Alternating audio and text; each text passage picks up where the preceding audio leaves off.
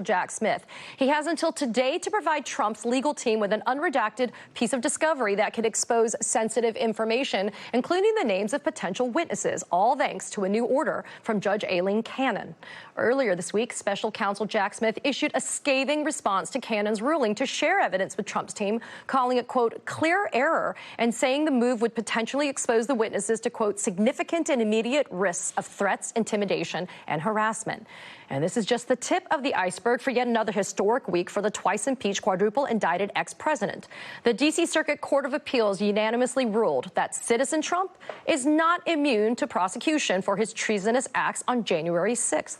Trump's legal team has until Monday to file an application for a stay of the mandate in order to petition the Supreme Court, who we know just heard oral arguments on Thursday as to whether the twice-impeached, quadruple-indicted, disgraced one-term ex-president can be on the ballot in November.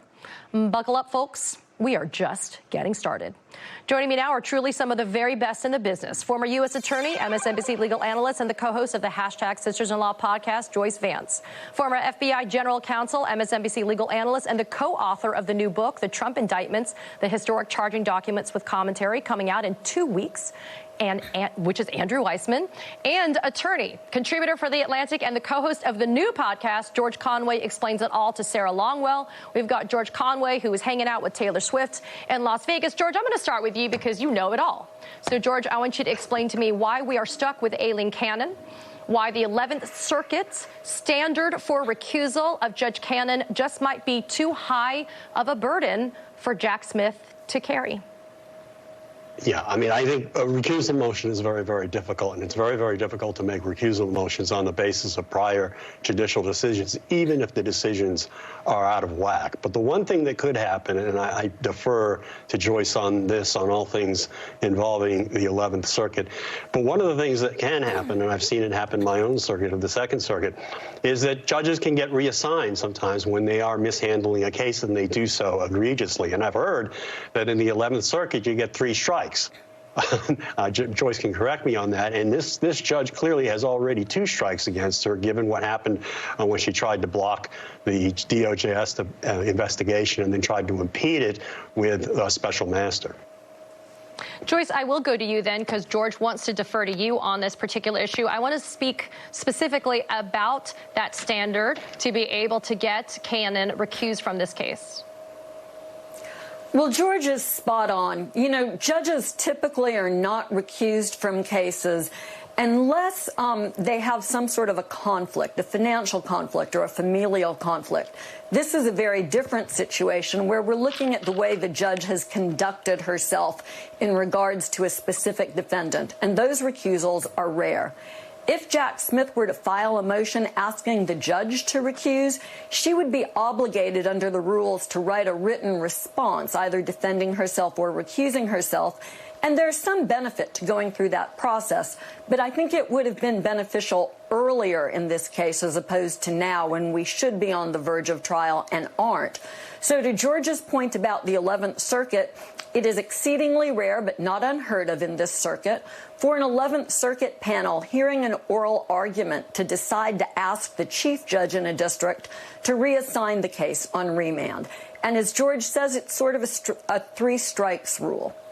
When I've seen this happen, the panel judges have not been critical of the district judge. They've just said, given this history of repeated reversals, it would be difficult for this judge to continue to be objective in conducting this case, so we're going to order that it be reassigned. That could happen here if, say, Judge Cannon makes bad rulings in the SEPA hearings next week and the government appeals there. And so, Andrew, now I turn to you. Let's say, assuming arguendo, we are stuck with Judge Cannon, but she has done something that results not only in clear error being committed by her, but that results in manifest injustice based upon this recent ruling ordering the disclosure by today of certain information that the government has wanted to keep under wraps. Talk about what the recourse is for Jack Smith. Do we do an appeal? Is it interlocutory? Is it a writ of mandamus? What are we looking at in terms of what Jack Smith can do at this point? Sure. I think it's going to be fascinating to see what he does. You know, we don't know the underlying facts, but we do have a sense of them from Jack Smith's submission, as you noted, with respect to the concern about safety.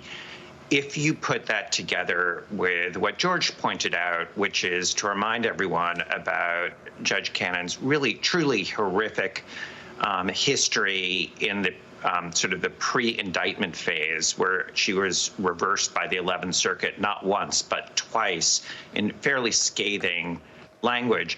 What Jack Smith may very well do today is seek what's called a writ of mandamus. It's a form of appeal, without getting into the technicalities, to say once again she is really not adhering to the law here. And I do think if she is doing something that would harm witnesses unduly, where this is the kind of thing that I think any other judge in a case would not take that step. That is the kind of thing that, depending on who the panel is, and again, I, like George, always refer to Joyce in all things 11th Circuit and, frankly, everything else. I do think that's the kind of thing that can get an appellate panel really angry about the way in which this is handled. And that was very much what we saw and was evident in the 11th Circuit's reversal of her twice, was a real concern about her disregard of classified information, of the role of the intelligence community, interfering with normal criminal investigations, and explicitly saying that Donald Trump will be treated differently and more favorably than other defendants. And she was rebuked twice, saying that is not the standard. He is to be treated no better and no worse than anyone else. So she could really be playing with fire here in this ruling, but it remains to be seen, the underlying facts and what Jack Smith does. But I do think if he takes it up, basically, as you said, fasten your seatbelts as to what could happen. And George, is there a distinction with a difference that we need to have our viewers understand here, that at this moment, the order only calls, according to Judge Cannon, for Jack Smith to turn over that exhibit, that discovery exhibit that has that information that has otherwise not been disclosed, only to the defense team and not publish it publicly? Well, that's obviously an important restriction. But the fact of the matter is, once it's in the hands of a number of people and who are beholden to a particular, and I'm not questioning anybody's integrity here, it's just, if it's just something they don't need and something that's potentially dangerous, I would assume the DOJ wouldn't be trying to block it if it weren't. It doesn't strike me as something that is necessary for them. Joyce, Andrew, George, they're sticking with me to break down more of Trump's legal troubles on the other side of a really quick break. So keep it right here on The Katie Phang Show, only on MSNBC.